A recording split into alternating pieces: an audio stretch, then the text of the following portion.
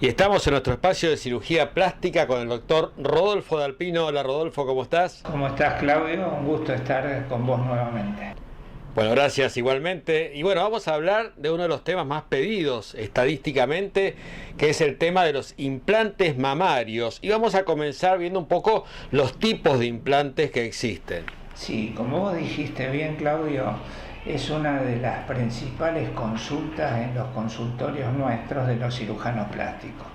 ¿Por qué? Porque bueno, la calidad de los implantes realmente son muy buenas. Hoy las empresas te dan realmente una garantía, que eso significa que uno tiene cierta tranquilidad en cuanto a que el producto realmente va a ser muy bueno y las empresas puntuales te ofrecen, como dije recién, la garantía correspondiente.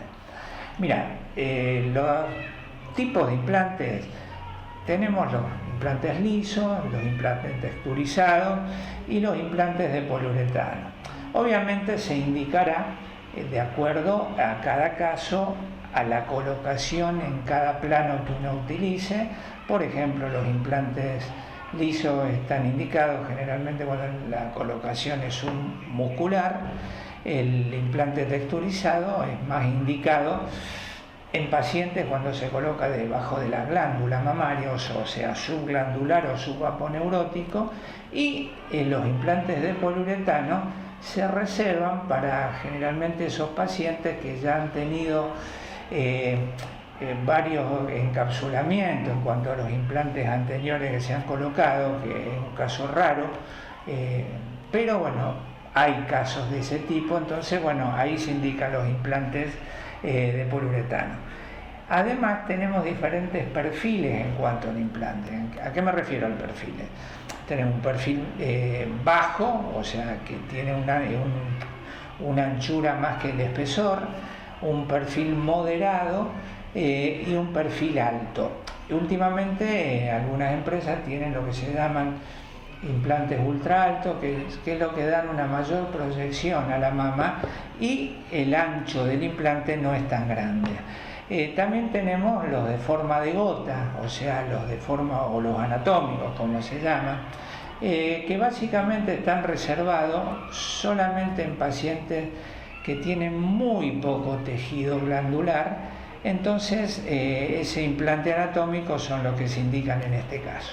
Por eso la evaluación del paciente es tan importante, es fundamental, para poder determinar entonces el tipo de implante y que sea funcional a sus necesidades. Sin duda, la consulta, las expectativas del paciente, uno siempre tiene que decirle a la paciente cuando viene a la consulta que uno trata de buscar lo ideal para su cuerpo en cuanto al tamaño también, porque si un paciente tiene muy poco tejido, muy poca glándula, no se puede colocar primariamente un implante muy grande, porque bueno, primero le va a traer problemas a nivel de la piel y en algunos casos, bueno, va a producir algún defecto también en cuanto a la cicatrización de las heridas. Uno tiene que armonizar, tratar de armonizar el cuerpo de la paciente buscando el tamaño ideal, y el tamaño ideal dependerá, como decías vos, de la evaluación que hagamos los médicos juntamente con el paciente. Contanos, Rodolfo, ¿qué tipo de anestesia se utiliza? Mira, hay dos tipos de anestesia, o una sedación con una neuroleptoanalgesia o la anestesia general. Se evaluará de acuerdo a cada caso. A veces cuando el implante es submuscular se prefiere la anestesia general o el bloqueo muscular de los nervios. Cuando el implante subglandular se coloca debajo de la glándula, generalmente se hace una neurolepto, o sea, una sedación, el paciente está sedado, y juntamente con la anestesia local, precisamente para que además no tenga dolor en el postoperatorio inmediato, que eso es importante también, Claudio.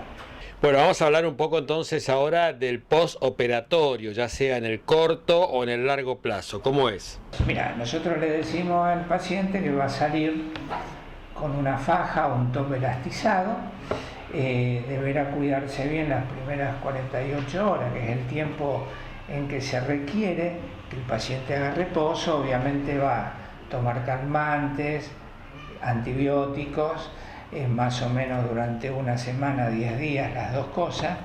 Ya a partir del tercer día el paciente empieza a movilizarse despacio, ya a la semana ya podrá levantar los brazos, movilizarse con mayor asiduidad. A las 2 semanas generalmente se sacan los puntos y es ahí cuando ya el paciente ya se va a poder movilizar tranquilamente, salir sin ningún tipo de cuidados extremos, obviamente recomendándole que no haga movimientos bruscos, que se maneje despacio. A las 3 semanas ya puede empezar a hacer algo de gimnasia, sobre todo a nivel de los miembros inferiores, y al mes, con una pantada total, que es una pregunta frecuente, el paciente puede tomar sol. Una cosa es tomar sol y otra cosa es broncearte. Con una pantada total solar lo puede hacer, siempre con la precaución de que, bueno, debe aplicársela cada 2 horas, y si se moja o se mete en el agua, en algún lugar así, se tiene que renovar a las 2 horas de nuevo. Bien, y para cerrar, ¿en cuánto tiempo podemos ya tener el resultado final?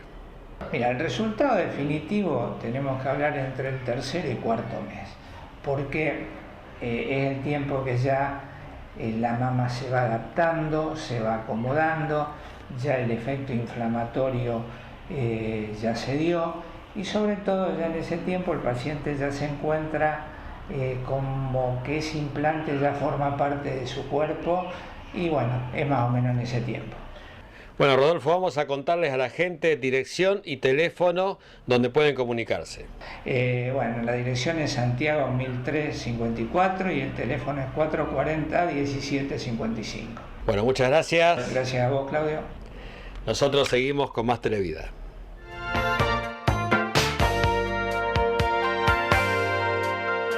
Estamos con Virginia Gili, reumatóloga. ¿Qué tal, Virginia? Hola, ¿qué tal? ¿Cómo estás? Bien, vamos a hablar hoy de dolores lumbares. Vamos a analizar un poquito las causas, porque tiene mucho que ver con el diagnóstico, identificar el problema, ¿no? Claro, identificar el problema para hacer un tratamiento adecuado. El tratamiento que debe ser y claro, no perder tiempo sí. en otras cosas, ¿no? Yo creo que la primera gran diferenciación que hay que hacer es en las lumbalgias de causa inflamatoria y las lumbalgias de causa mecánica.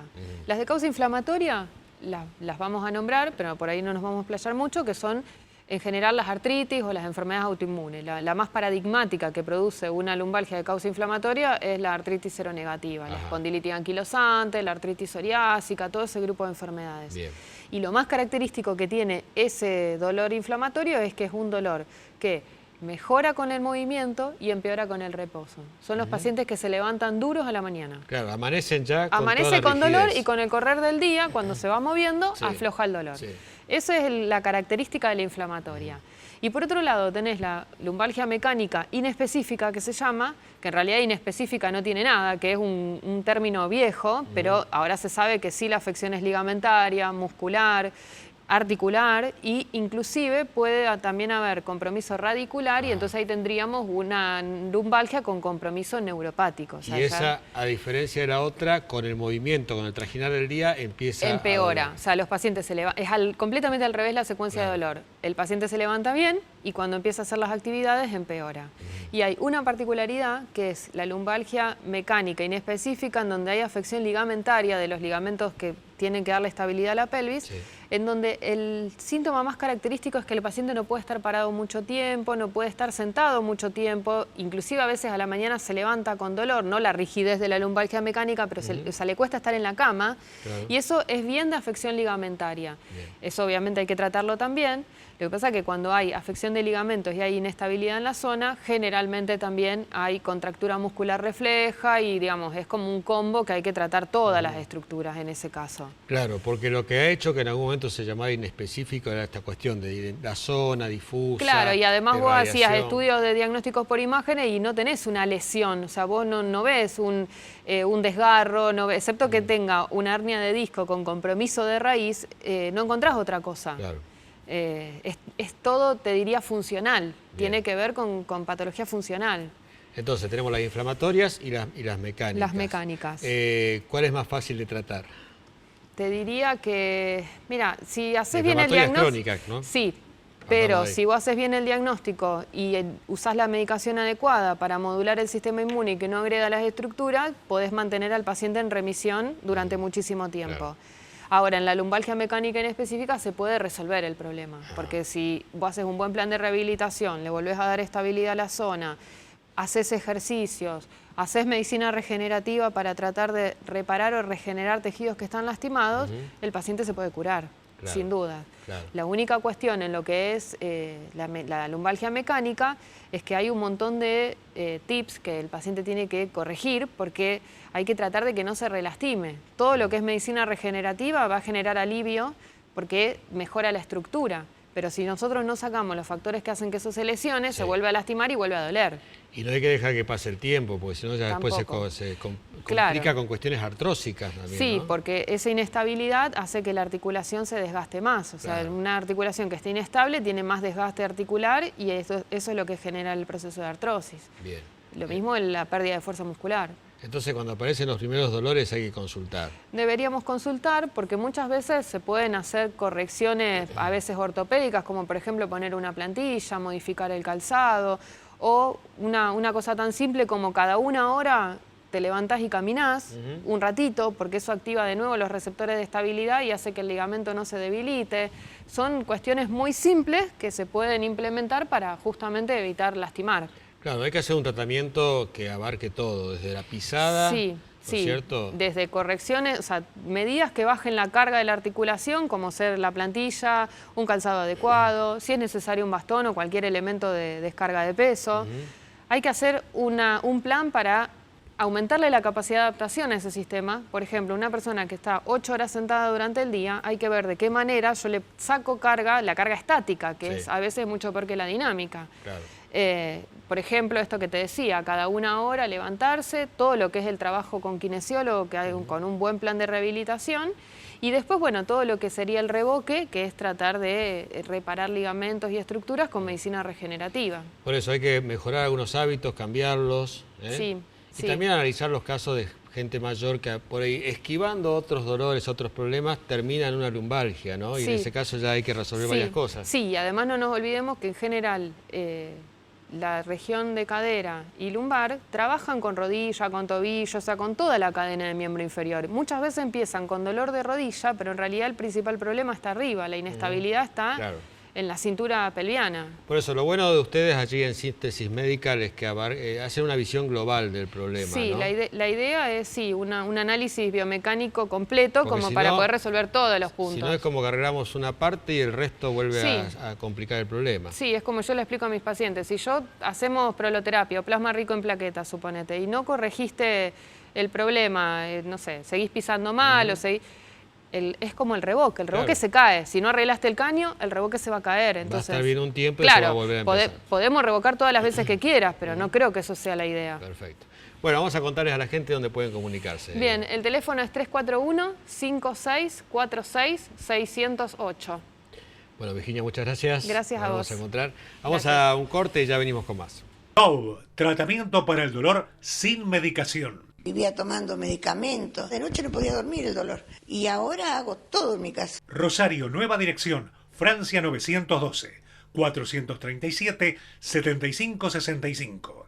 Líderes en el mercado inmobiliario. Trayectoria, confiabilidad, responsabilidad. Aras Negocios Inmobiliarios. Atención personalizada. 3 de febrero 2937. 435-0056.